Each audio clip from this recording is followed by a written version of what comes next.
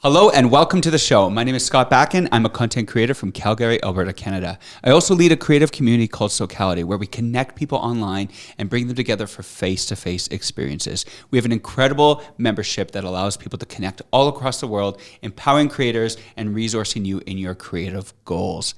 Today on the show, I'm so excited to have Nichols with us, otherwise known as Nicholas John on Instagram and TikTok. He's an amazing creator from Nashville who is inspiring people with his daily thoughts, and recently launched a whole book club where he's empowering and connecting creators all over the world. We had an incredible conversation all about his pivot year and the things he's done to really find his voice on social. So sit back, relax, and enjoy the show.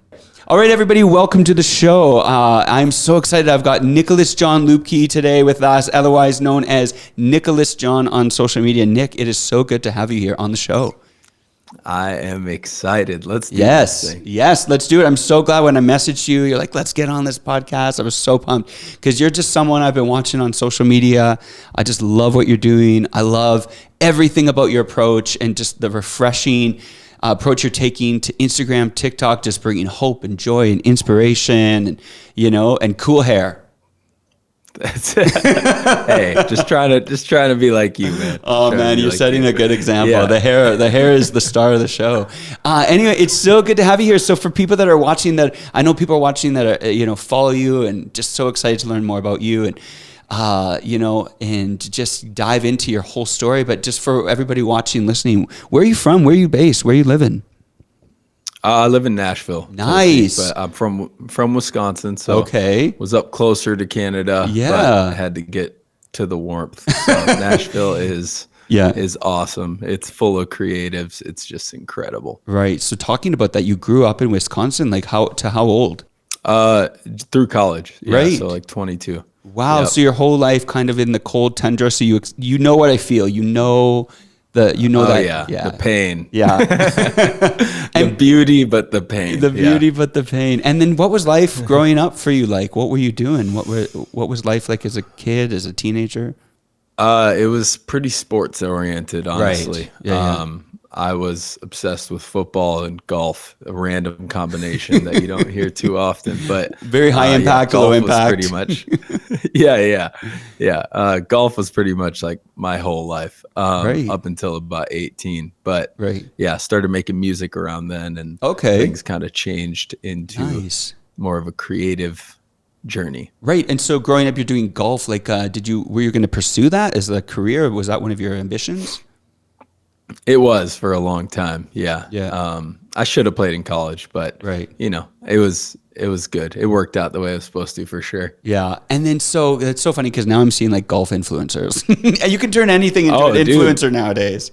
See, that's a crazy story. That's how I started this. For real? I made a golf account. Yeah. And the first video I ever posted got like millions of views, and it was just a golf tip. So I did golf for the longest time, like probably 3 months. Grew that TikTok account, and then I was like, okay, this thing is fascinating. And I ended up posting something that I was learning, and then we took a whole turn to where we are now. On the same account? No, it was Nick's Golf, Nix Golf. And then on my own personal TikTok, I just posted some crazy thing I learned about the brain, and it took me on a whole new journey. Wow. Okay. So this is a fascinating story because, obviously my podcast is called The Pivot Year. It's all about moving towards your goals and pivoting and finding, whatever it is you want to do in life. And, sometimes people, take a hard turn, or sometimes it's a small pivot towards their goals. And so you definitely had a pivot. You went from golfing to like this book. Is it called book talk? I guess just reading. Reading. Is it book talk? I feel like you started book talk. I'm not gonna lie. Yeah. I feel like you're the OG. So you're golfing, and so why didn't you stick with the golf account if it was already doing well?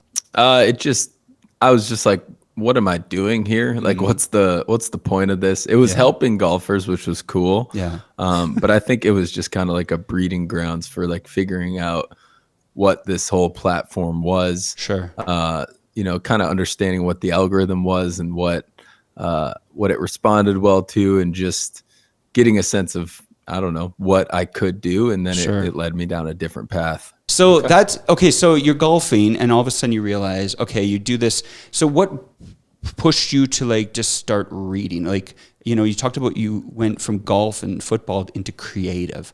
I'd like to know about, Yeah. before we get to the whole social media thing, what kind of creative were you pushing yourself into? So for a long time, I did music. So Oh, since I was okay. like 18 Right. until about 27, now I'm 33, Oh, but okay.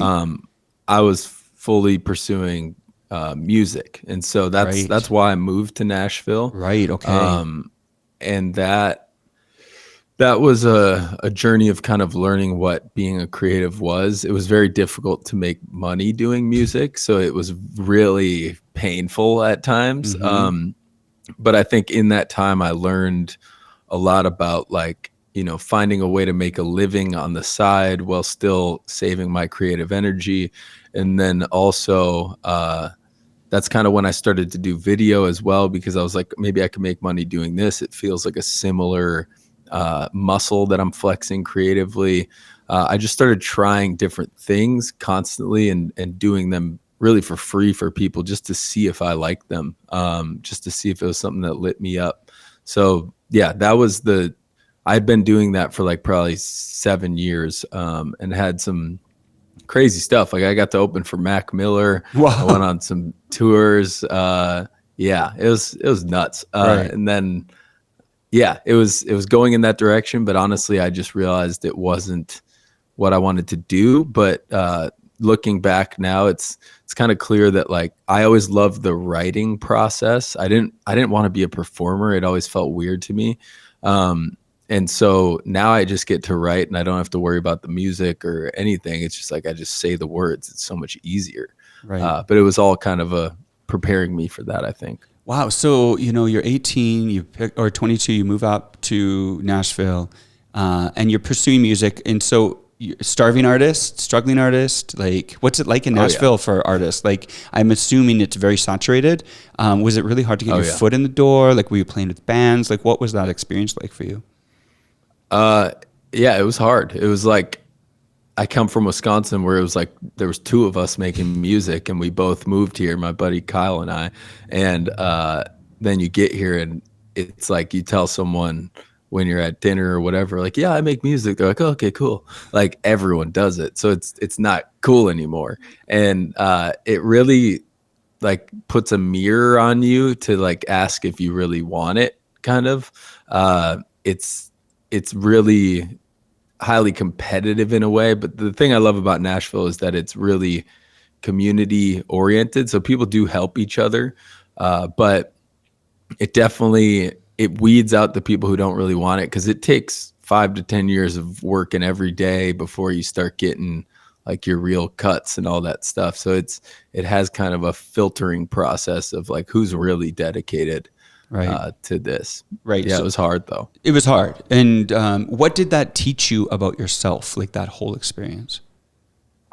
I think the main thing was just like learning to be your own boss. Like, I think if you're gonna, like you said, pivot year, like if you're gonna do anything that you have like a dream towards chasing or whatever, especially if you end up leaving a job where you have a boss, like you think, I always thought, like, if I could just put 8 hours towards music, like I did sales for a couple of years and I quit that. And I was like, if I could just do the same amount of time towards music, I guarantee I'd make it.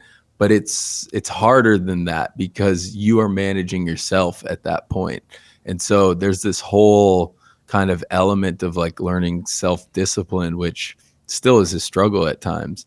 But that was kind of what I started to learn, was that, like, you know, every action I took kind of had a repercussion, and like what led to my most effective self, most productive self, I guess, was a whole journey of like stripping things away, adding in routines and stuff like that to try to figure out how to be creative as often as I could, and realizing that creativity is a lot of times just sitting down and starting, even though when you don't feel like it, uh, it it comes out. But a lot of times you don't feel like it. Creativity is a difficult thing to chase sometimes if you're depending on inspiration.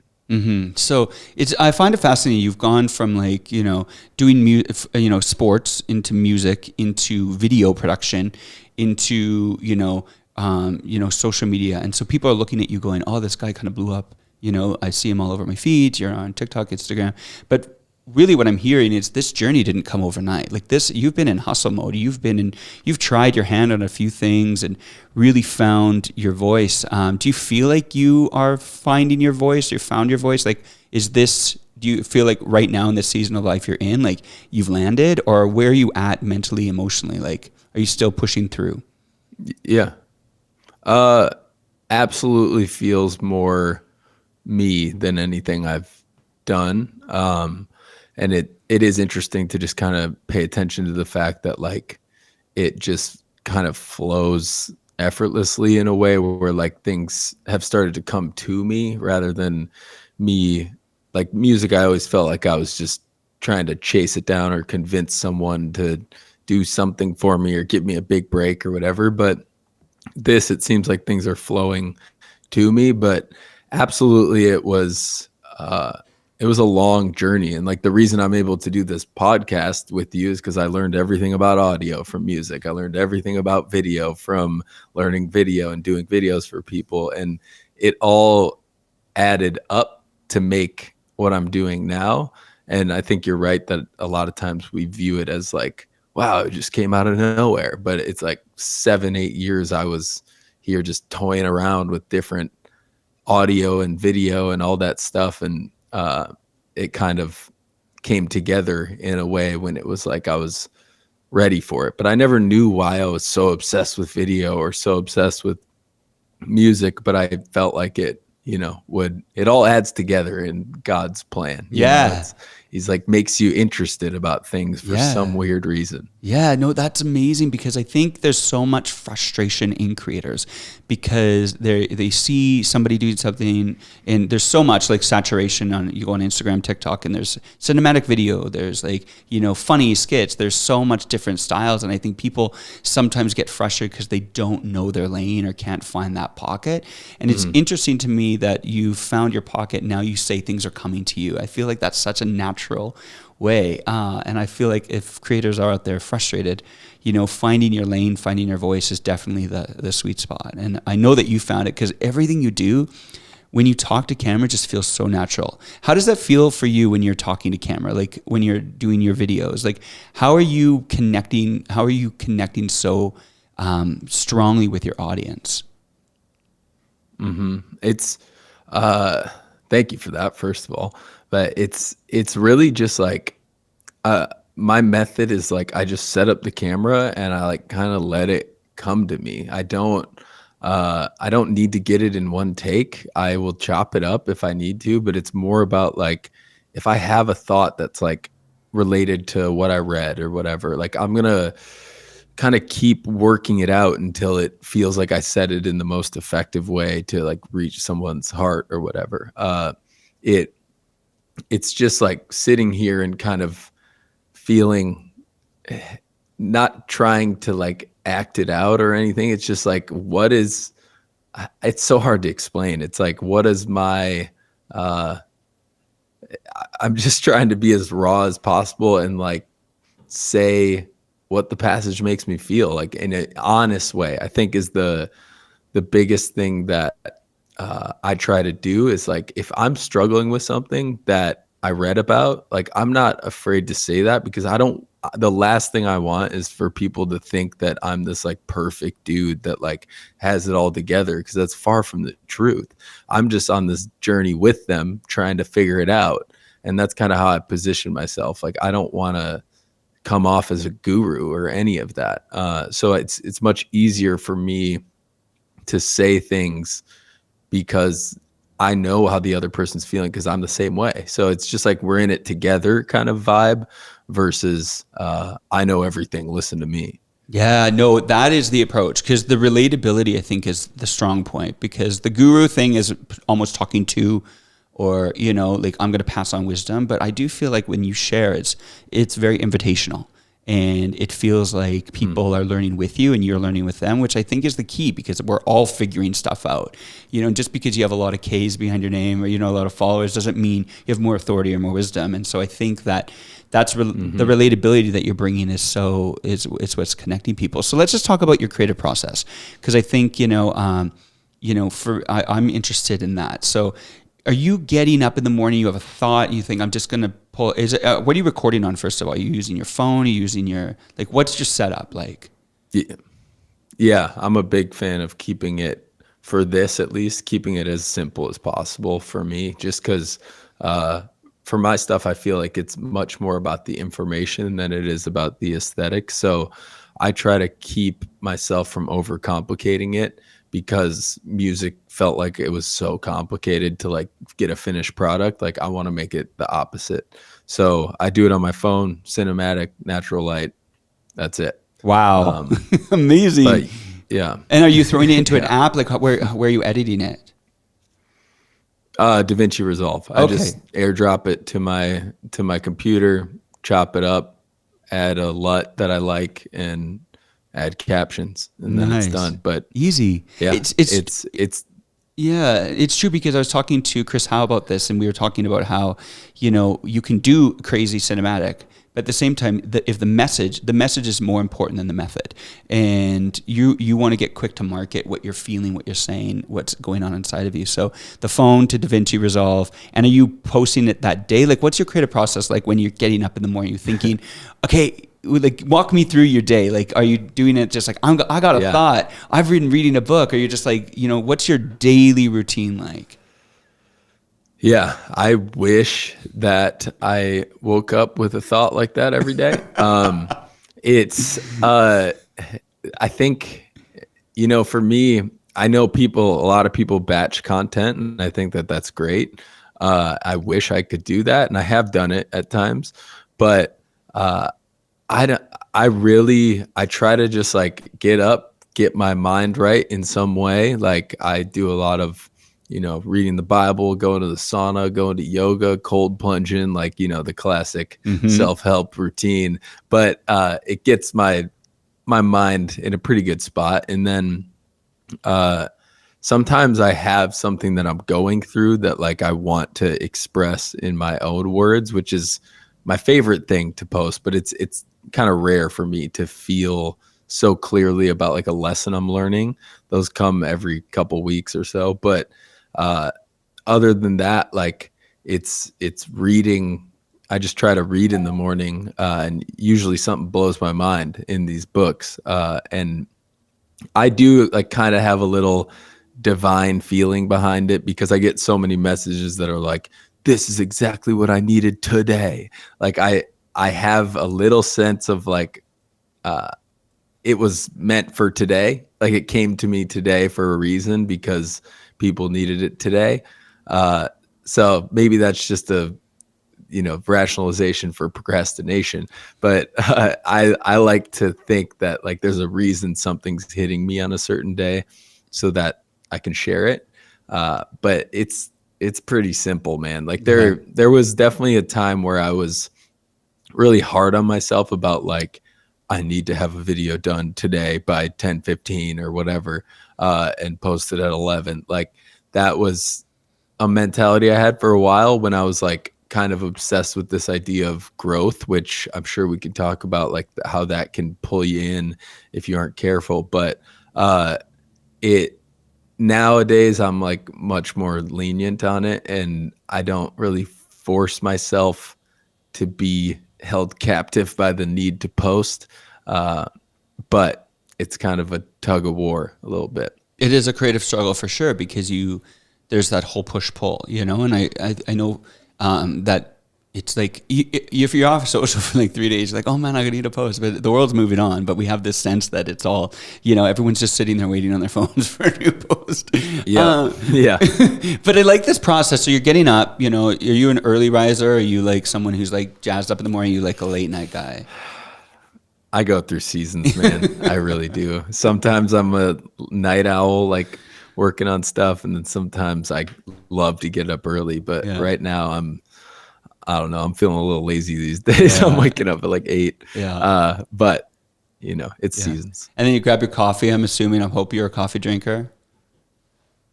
Yes, but recently I've been going tea because coffee just makes, I can't even keep up with all my ideas, bro. Right. There's like 40 running in my head and I'm like, I can't do any of these. I'm thinking about all of them at the same time. Right.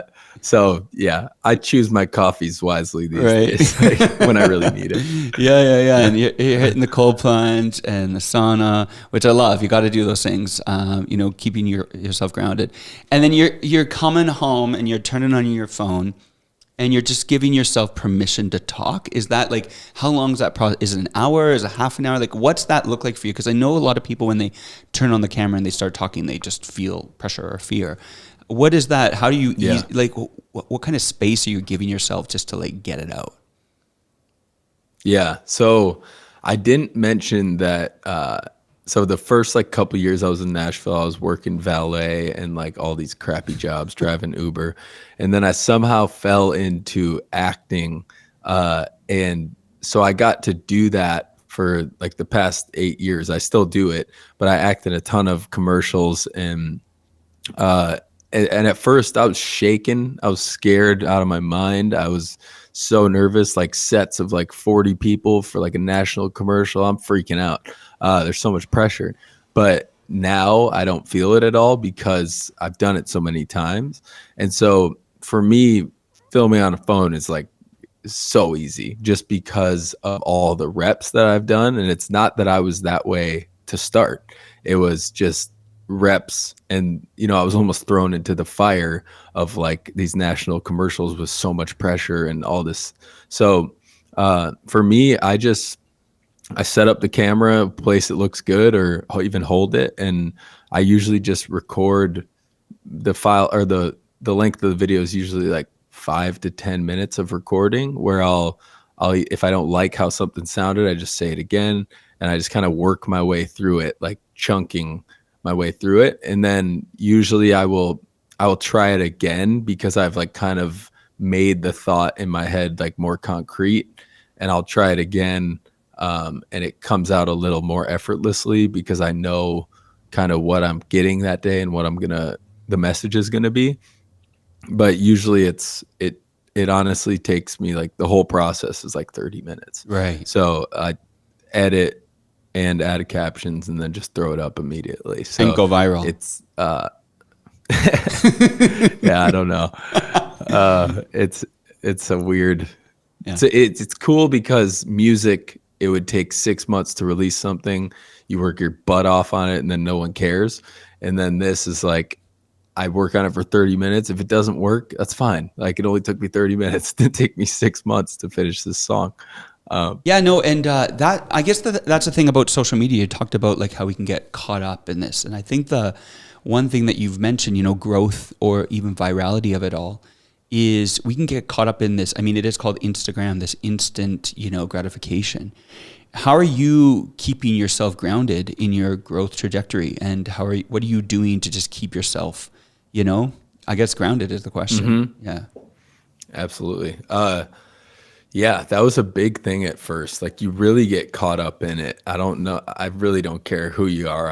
I mean, maybe some people aren't affected by it, but I think just like any type of quote unquote fame or attention or whatever, like our mind has a tendency to like love that and make it mean something about ourselves. And I just think kind of separating myself from that and being like, what is my actual goal here? And my goal, I have to continually remind myself, is like impact and help people's lives, and so it can't be about me, but there's definitely the pull of it being about you, if you're honest about it. And something that I have been doing for the past month, which I absolutely love, is this app called Refocus. And I'm only allowed on Instagram for 2 1-hour windows a day, like from 11 to 12 and 6 to 7. And it is pretty crazy to me, like how much I was on it, I guess, just because, in general, you want to go on there just to like mindlessly pass time or escape from whatever you're feeling. And then if you add in all the notifications and all that stuff, like it can really pull you in. So it's been a cool experiment for me to use this app. I had to pay for it to get like the full lockdown mode where I literally cannot access it if I tried. But that has been helping me to kind of stay disconnected and like stay present with the people I'm with or whatever I'm doing. Cause that was something I really didn't, I found fascinating. There's like a Huberman study on this where he's like, whatever provides you the most dopamine, everything else is going to feel really boring comparatively. And so if you're obsessed with video games, like when you're away from playing video games, the conversation with your friend's going to feel like not very stimulating. And so it's all just a reference compared to what's our most stimulating thing. And I think it can be incredibly stimulating to even scroll Instagram and then also get notifications, all that stuff. It's like everything else starts to seem boring. And I just don't want that for my life, but it's hard to manage, especially when you turn it into a job to still be cognizant of that. Yeah, no, the pressures are real because especially for creators who are doing this full time, the idea of like, especially when you feel like these apps are pumping your engagement based on your responses. If you're engaging with others and commenting and using the app, it's going to reward you. And so it's that push pull of, man, this is my career or this is how I'm making my money. So I got to be like, give my life to this app. But I like this. Everyone check out this Refocus app. I think that going forward in 2024, part of our goals, I think, is to be grounded, is to be aware and in the moment and to start, enjoying the people around you and the life that you're living and not be consumed so much on social. And just for people that are listening, obviously there are people listening that know you, but there are people that are listening that are like discovering you for the first time. Talk to us a bit about what your approach is on social media and how you fell into that when it came to the books and the reading and conveying thoughts. Yeah. So I've always been kind of obsessed with like why people do what they do. It's funny, like one of my best friends he's a neurosurgeon now, which is crazy. But when we were growing up, he would always point out, he's like, why are you always like thinking of like the psychology of like why I did this and why he did that?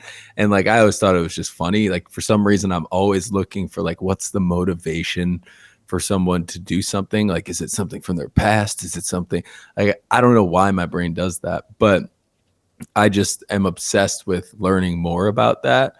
And essentially just one day I learned something crazy about the dopamine reward system and shared it on social media because it just blew my mind so much.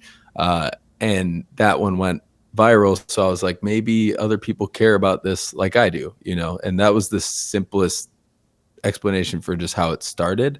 But then, like I said, I don't feel like I'm a guru or anything. So I was trying to think of like, how can I still continue to like give people knowledge and wisdom without making it like I know everything.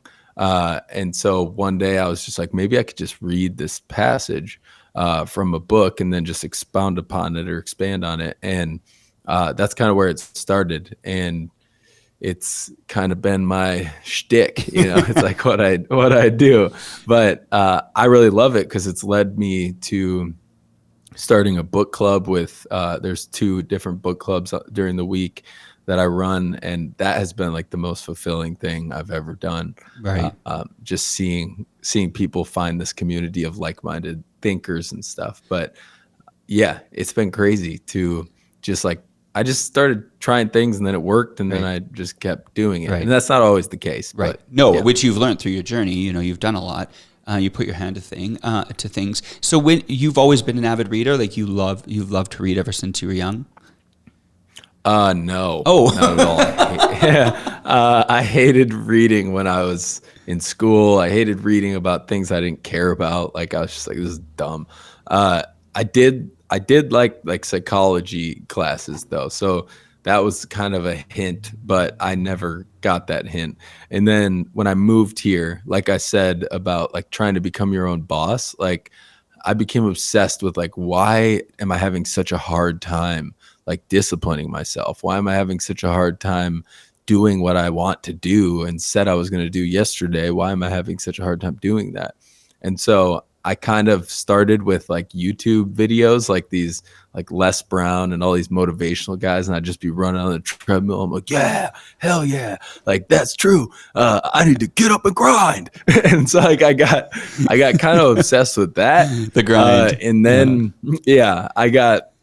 but honestly, the grind left me feeling more depressed than ever. So that's when I kind of found my faith in God and a whole different approach to things that felt so much easier on my soul. And that kind of made me obsessed with this more spiritual side of like what we're doing here, instead of just trying to get followers and make money. Like, what else is there? What else is the point of this? And so, yeah, that you talk about finding your faith in God. So when did that happen for you? When I was like 25 or 26, I was driving Uber, like I said. Every time you open your mouth, I feel like you've got a new job. Valet, Uber. Dude. Wow, you have done it all. About it. Okay, so you were driving Uber. Yeah, I was driving Uber, and I picked up this like 80-year-old man, and he was like, I was a brain surgeon for 35 years. And he's like, I saw so many things that made no sense. And he's like, I dedicated my life to God because of those moments and seeing what I saw in the operating room. And it was just an amazing conversation. And that's what I loved about Uber, was just like meeting people. But this guy just like had me hooked, and I had chills on my body. And he's like, you should read this book called Purpose Driven Life. So I took his word for it, read it, and I had, in the book, it says like it's going to be a 40-day journey for God to reveal himself to you. And I really did have like the craziest 40 days of my life, and had so many impactful conversations once I like opened up to the world. And I was like, this idea of God sending me things I need to hear from people, and like sending me almost like messengers from him. Once I opened up to the world, like everything became so much more exciting and like lighter. Before that, I was like so head down, grind.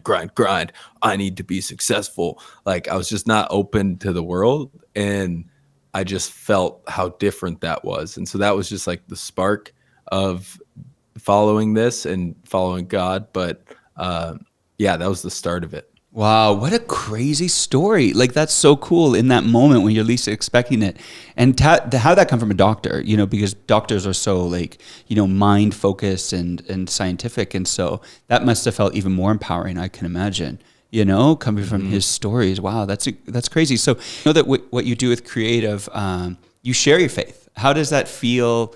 How is that so natural for you? Like, because I mean, some people have such questions about that. So do you feel it opens up doors for you to just share more with people when you talk about your faith? Yeah, but it's not natural at all, dude. Oh. It is like, it's the hardest thing I do, for me at least, because, for so long, I kind of decided to, I would share passages and things that like lined up with my faith in a way where people didn't know that it lined up. Like, I was, these ideas of like learning to be selfless and making it about giving to others, service to others, stuff like that. Like, I would share it in kind of a undercover way that it's like, no wonder it feels so good to your soul, is because it's like from God. And so that was kind of my approach at the start. And then I kind of started, honestly, I told the story that I just told you about the Uber driver. That was the first time I ever posted about like my faith. And that one it affected a lot of people, which was like crazy to me. So that kind of strengthened my ability to do that and to like step out in that. But it's hard still, because then once people know like I am a believer, then they like start to say, books I'm reading are not lining up, or like all this. There's a lot of judgment involved, a lot of if I post anything about going to yoga class, like I'm going to get a ton of DMs about like how I'm worshiping other spirits or something. And I don't know who's right. I never know who's right, but it definitely opened a can of worms of just this judgmental side that honestly gives me fuel in a way, because I hate that side of Christianity. And I'm not saying that I think there's absolutely things that are, set up to protect our hearts, set up that we shouldn't do for reasons. And I don't know the answer, but it's the way that people approach it that, to me, because I came from the side of not believing to believing, I can tell you that that's the reason why people don't give it a shot, is because of the judgmental attitude and the way that people approach others like as if they're better because they know this and you don't. And so it kind of gave me a fuel in my fire of wanting to talk about that and be open about that, because I think it's so much more about just like loving others, and the way Jesus presented it is just so loving. And there are definitely things that we should not be doing, but a lot of times the most critical that Jesus was to the Pharisees, which are the people who were the most strictly like religious, looking down on everyone else because they don't believe, whereas Jesus would go to, the lowest of low according to society and treat them as if they're just as loved as everyone else. So yeah, I just went on a tangent there. No, it's a good tangent. You're talking to someone who's experienced that himself, and I think when you first come to faith, and you're so gung-ho and you dive in, and then you start to also try and balance out your faith where it, connects you to God, but at the same time you can still communicate, which is what you're doing, communicating to others, and finding that bridge where you're saying for you, the win is love God, love people, and it can be hard sometimes because, Christians can be the best and they can also be the worst, and when you're part of that family, it's hard to find the balance of like the non-judgment, because, we're all on a journey. We're all figuring it out. And I think that's one thing about what you're doing as you verbalize and you process things. You are helping people see through some things in their own life and processing things.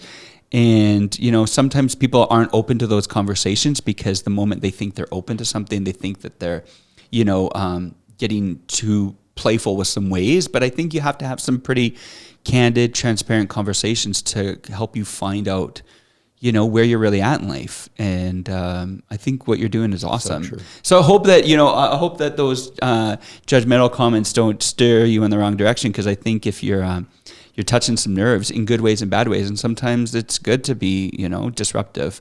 And so, yeah. And the thing is that like, I'm fine with them. And I, if my goal is to create conversations that like people aren't usually willing to have, like that's what I want. I want people to be able to talk about things that we usually have a really hard time talking about, but I want to do it in like an adult way where it's like,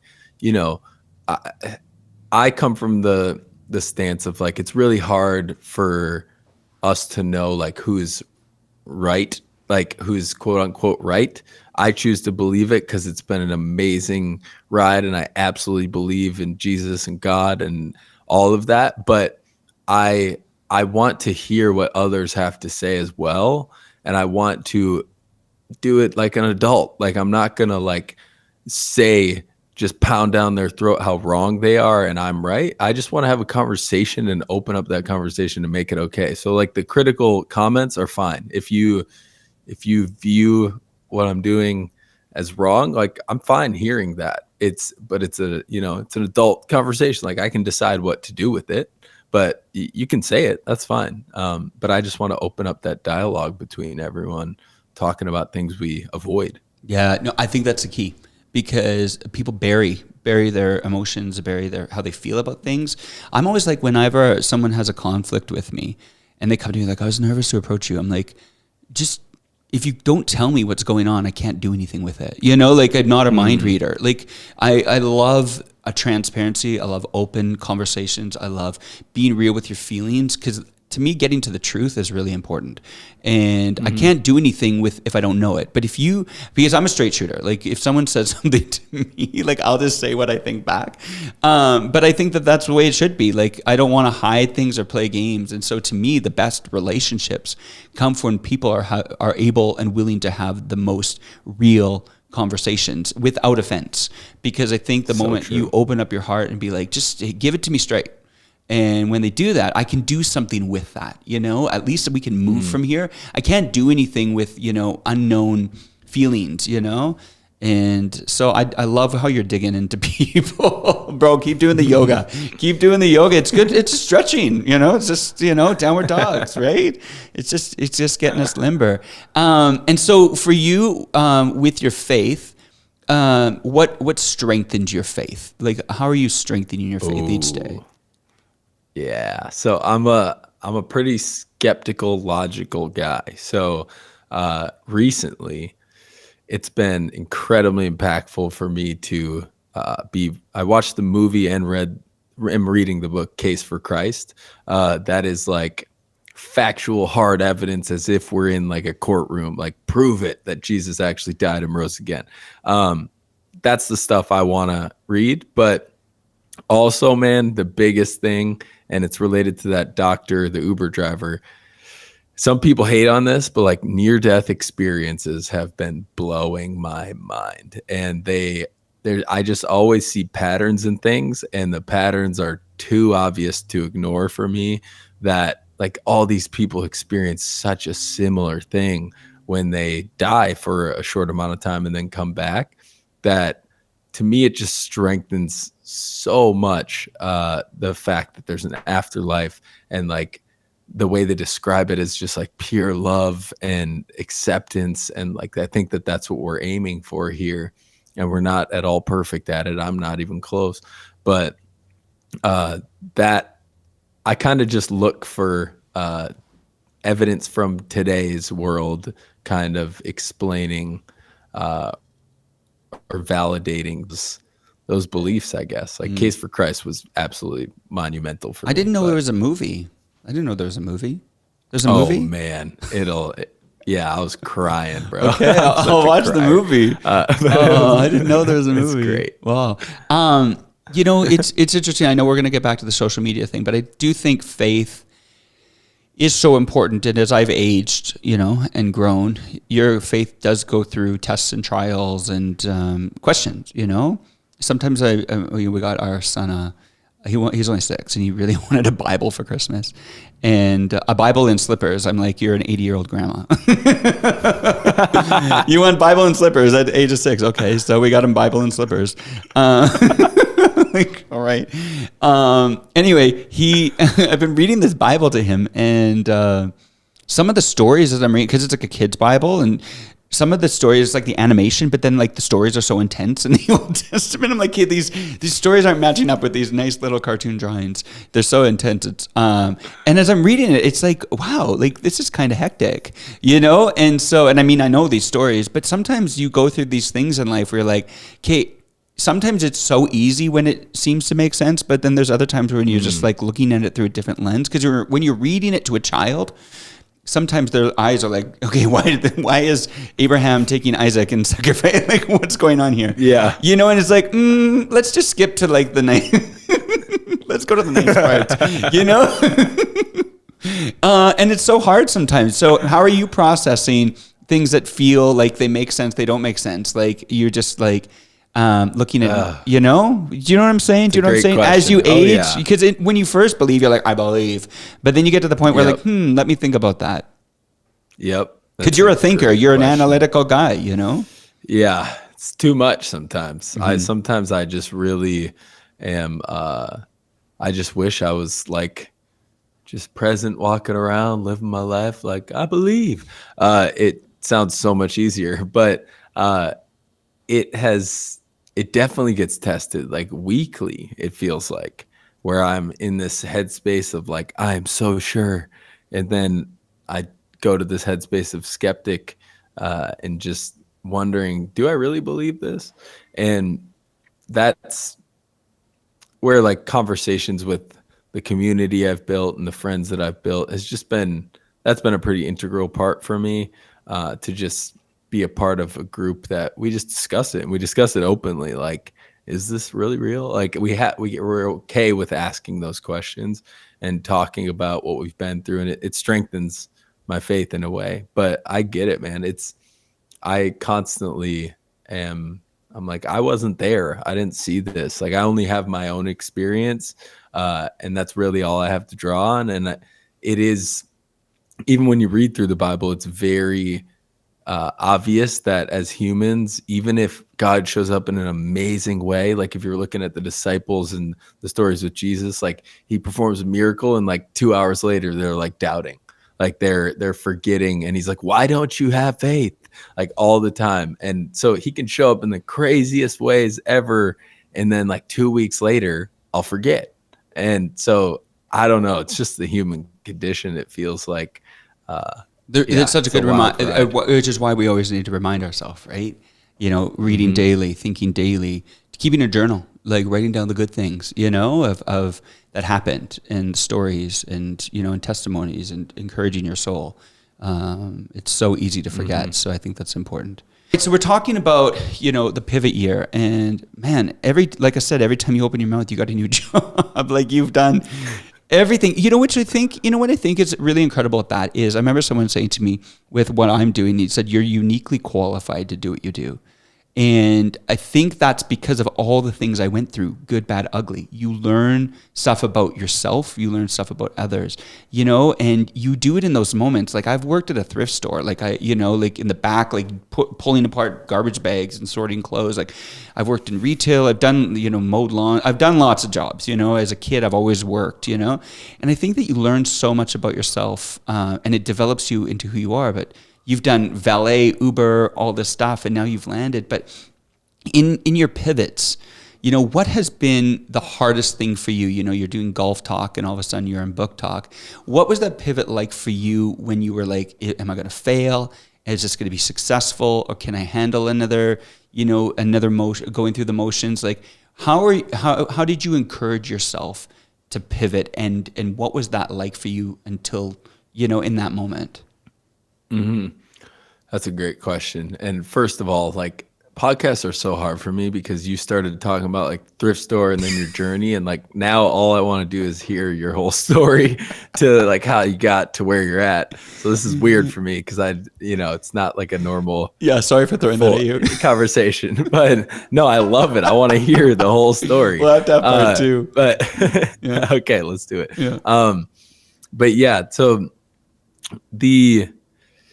I think I remember the question. Like when I would jump from one thing to the next or whatever, there's so much fear and doubt, dude. Like I feel like my whole life is trying to combat the fears in my own head and convince myself that I can do something. And that's another reason why I became so obsessed with reading, and then also with the Bible, because it was like, don't fear anything about tomorrow. Like just worry about today. Like that was so comforting to me. But yeah, it's just plagued with fear. And I always loved, like Steve Harvey said, when you jump, like when you take the leap, like your parachute's not going to open for a while. And it felt like that. Like it felt like I was just, nothing was working. And I had like negative $70 at one point. Like I always keep track of my finances, and it was like I have this one month where it was negative 76, and I'm like, hell yeah, that's like part of the story. But back then it was horrible. And I don't know, man, it really tested my faith in a way and showed me that like if I could trust in it, it would work out. But I really had to stay open to, like you said, like the pivots and the like what information is coming at me. Like people are calling me to do videos all the time. Like not many people are calling me to make music. So like, what does that say? Like maybe I should lean into video for a little bit.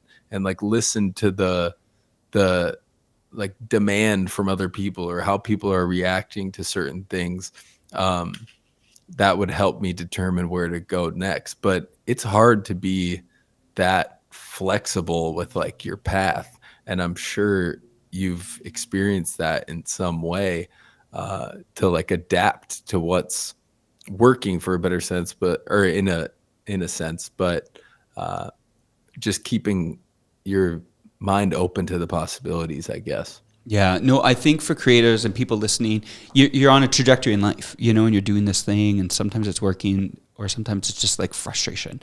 But then you got to pivot. You got to move towards the thing that really refreshes you, energizes you. And it's scary, the pivot, because at first, I remember a friend, Morgan Harper Nichols, she talked about how she was just posting, I think she was posting, I can't remember what, music or something. And then she started writing poetry. And she said she just lost so many followers, and it just went downhill for a while. And it was very discouraging, because she's like, oh man, like I'm putting myself out there. And then just a window hit where it just like took off and went viral. And then really she connected with an audience. And before you know it, she's landed in not only her voice, but she's doing this full time. She's written books. She's got greeting cards. She's like got a whole crazy community that she's built. And it's just, she had to go through that struggle of like failure almost, like when she tried her hand at something, and then, give it some space and time. And I think if you're going at it for a while, you might go, okay, this is not resonating.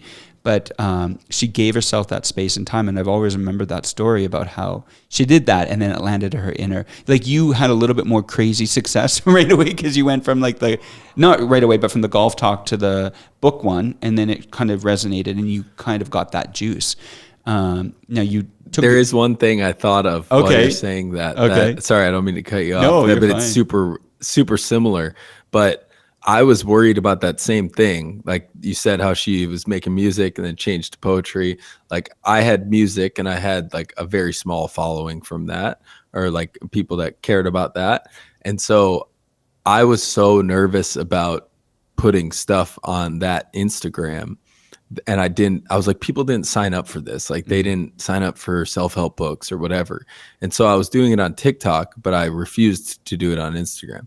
And that was where I decided I made like this was a really hard choice to make at the time. I was like, I'm going to create a new account and that's why it's Nicholas John. And I'm not going to tell anybody about it. And I didn't tell anyone until I had like 150,000 followers. But the story there is that the first 30 days, like nothing worked. And these were videos that I was taking from TikTok that had worked on TikTok. And then I was posting them on Instagram, the same exact video, and nothing would work. And I thought about quitting so many times. The people around me were like, or my sister, who was like the only one who knew, she was like, just keep going. Like it's proven it's going to work. And I was so discouraged. But then on like day 30 of posting every day, these videos I had, like one finally went somewhere. And I just say all that to say, like, if this concept of pivot year, like if you're scared of what people think, there is an option of like removing that altogether. Cause I was scared of what people thought. I didn't want my high school friends being like, Nick, what is this spiritual crap? Cause like clearly I've changed so much. So I wanted to give myself a fresh slate where only people who wanted to be there were going to be there. And I just think that was like a really important tool for me to not get discouraged, because I could post as much as I wanted. Like only people who chose to be there were there. I didn't have to worry about judgment from my friends and stuff. No, that's huge. It's absolutely huge, because there is such a fear. When I first started social media years ago, and back then you used like hashtags to grow, and I remember my family just thinking, everyone's like, Scott's so weird, like he's posting these photos of the mountains and using like 30 hashtags, and it's just like, it was like kind of cringy to them, and I'm just like, no, this is going to work. It's working. Every time I post, I'm meeting new creators. And for me, I understood it. It was making sense. And now they respect it. Now they're like, okay, Scott, we totally think, what you're doing is great. We love it. Because back then social media, you were carving it away. And now they're like, we love it. But you do have to go through that time of putting yourself out there where you feel almost a little bit cringy. And it's nervous because you're sitting on the end of your phone and you're posting this, and there's people out there receiving it. You can't know how everyone's thinking or feeling. Like they may think this is the stupidest post, or this is cringe, or this is a joke, and then you're waiting for the comments to come through. Like, please, someone say something nice. You let me know that I'm on the right track. So true. Don't you think that like there's just such a common experience of like when we step out into, like when we take a jump or step out on this pivot, it is so annoying that this is the truth, but everyone kind of hates it. Like for some reason, I think it's like it's in your ego or whatever. You can feel that like that person's doing maybe what I want to try and do, and I'm not doing it. So I'm going to bash them or bring them down, or it's this weird psychology thing that I'll never understand. But it happened, it happened to you in a way, and then once it's working, everyone's like, it's so great, like what you're doing is amazing. But at first, everyone is judging it in such this negative way. It's painful to go through. It is, because in some senses, there are people out there that want people to fail, right? So like for me, when I'm scrolling my feed, I double tap on everybody's photo. I'm like, if I'm following you, I'm going to be there for you. I'm going to double tap, I'm going to leave a comment. I'm going to support and rally around my friends. That's just me. Like, I'm just like, I'm here to support. I'm going to be your cheerleader, because I know what it's like to be vulnerable. I know what it's like to put yourself out there. And so I want to make sure people feel safe and feel like, seen and heard.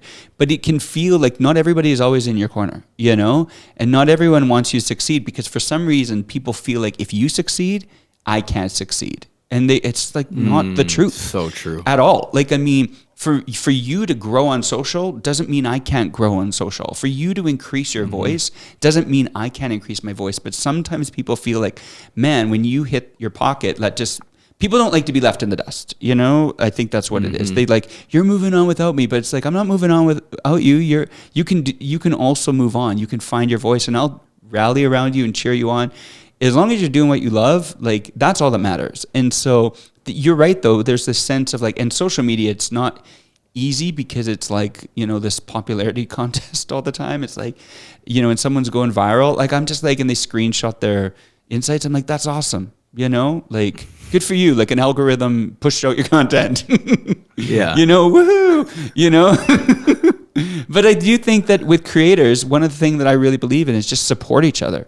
I think a lot of us like make the fuel for what we do like a competition. And if you do that, it's like you don't know what to do if it's not a competition. But the reality is that it's not. Like there is plenty of work for all of us. And if you support everyone, like you actually get more jobs, because they're like, hey, I actually need another shooter on this job or whatever. Like your community is so cool for that, because you guys can all learn tips together, give each other tips, like take photos for each other, of each other. Like that is, I just think it's the coolest thing. And it just shows your heart towards that. Oh, thanks, bro. No, I appreciate it. And that, to me, collaboration over competition has been the success, is just working together. If someone needs a job, point them in the right direction. Someone needs an opportunity, help them find that connection. Because when people win, like I never lose when someone else wins, I always feel like I gain some way, somehow, And so to me, supporting each other is one of the most awesome things. So I want to talk about this as, we wrap up soon, but you've launched your book club. Can you just talk to us a bit more about your book club, what that looks like, what that feels like, and how that's going, and where people can find more about that, how that even started too?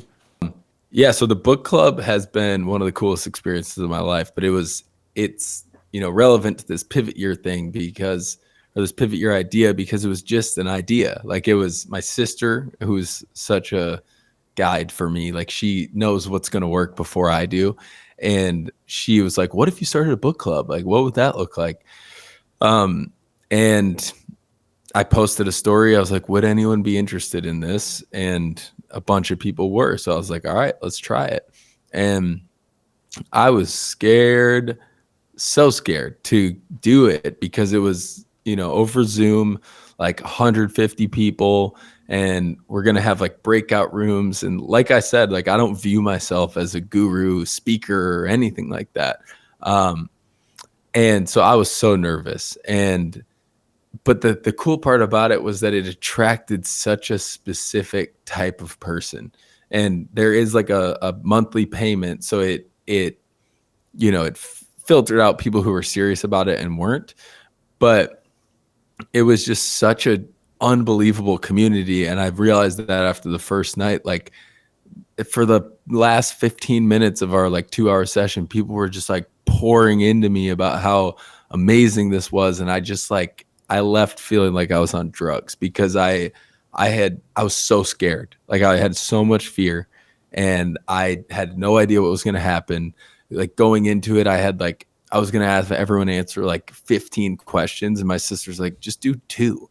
And I was like, okay, that's way better. Let's do that. Like I was just winging it. And it has created such a space for people to connect with like-minded individuals who are kind of, like I said, like trying to understand our motivations for things, trying to grow, trying to be better. And it's cool because we break out into small groups every session and you have the same small group the whole way through. And so you really connect with these people and like they'll become friends outside of the book club and like text each other. And it's just been an amazing community for people. And I'm so happy with it. And it just feels so purposeful to me. Yeah, no, that's amazing. And that's one way that you've monetized your creativity. Right? Yeah. So as you do, I'm sure you get approached by like brands and all this stuff. Like, do you want to post for this? And I just felt like, I was like, I need to look at this from a long-term perspective. Like, I'm not here to just make a quick buck and then lose everyone's trust. And it needs to be something that's always of value to people. And so like if a brand is of value, I'll do it, I'll consider it, but I've never done a brand deal still. But I just had to start thinking like, how can I provide value and it's similar to what I'm talking about or what I'm doing and it makes sense without just promoting some random brand.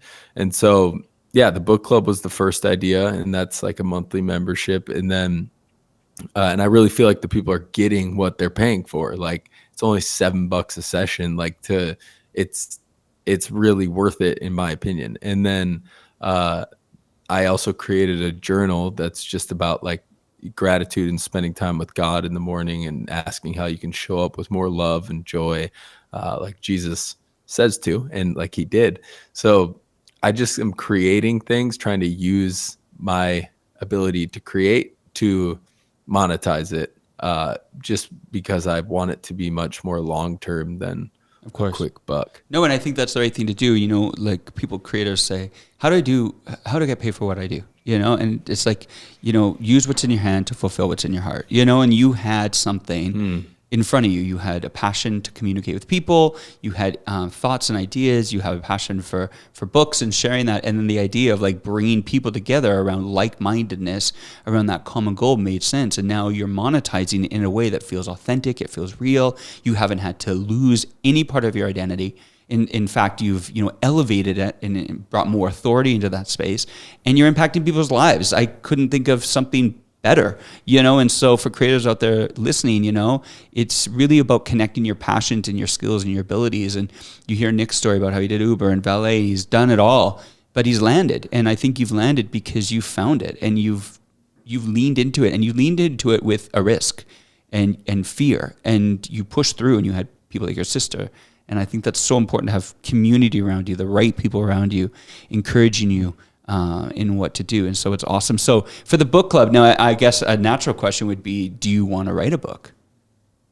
Yeah. I've got a couple ideas right now. I definitely want to do a poetry book because somehow people have been connecting with the poems that I write. So that feels so easy to me because like, I don't know. From coming from writing songs like that take 8 hours to do, it's like a poem takes like 10 minutes. But not to say that a lot of times I have to go live in order to get a poem. Like I have to experience something. So it's not like I can just pound out poems all day long. But it's the poem pounder. Just pounding up poems. Yeah, dude. That's your new name, the poem pounder. I wish. But you're a songwriter, right? Like you said, that came naturally to you, was writing. Yeah. Yeah, more naturally than anything. Yeah. But Yeah, I've got some ideas for other books too, and I'm sure it'll be a massive hit like, when you do. Yeah, we'll see. Yeah, we'll see. Yeah, well, you're doing the right thing. You're building the community around you. You're establishing your authority. You're building trust, and you're investing in people. One question I had for you is, I imagine with what you're doing, you're sharing, you're opening up your heart, you're being candid.